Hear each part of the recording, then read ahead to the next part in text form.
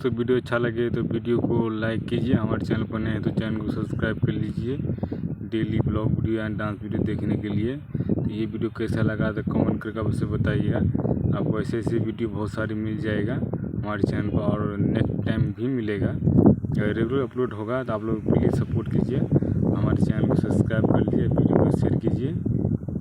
धन्यवाद। आप सभी लोगों को मिलते हैं नेक्स्ट डांस वीडियो में।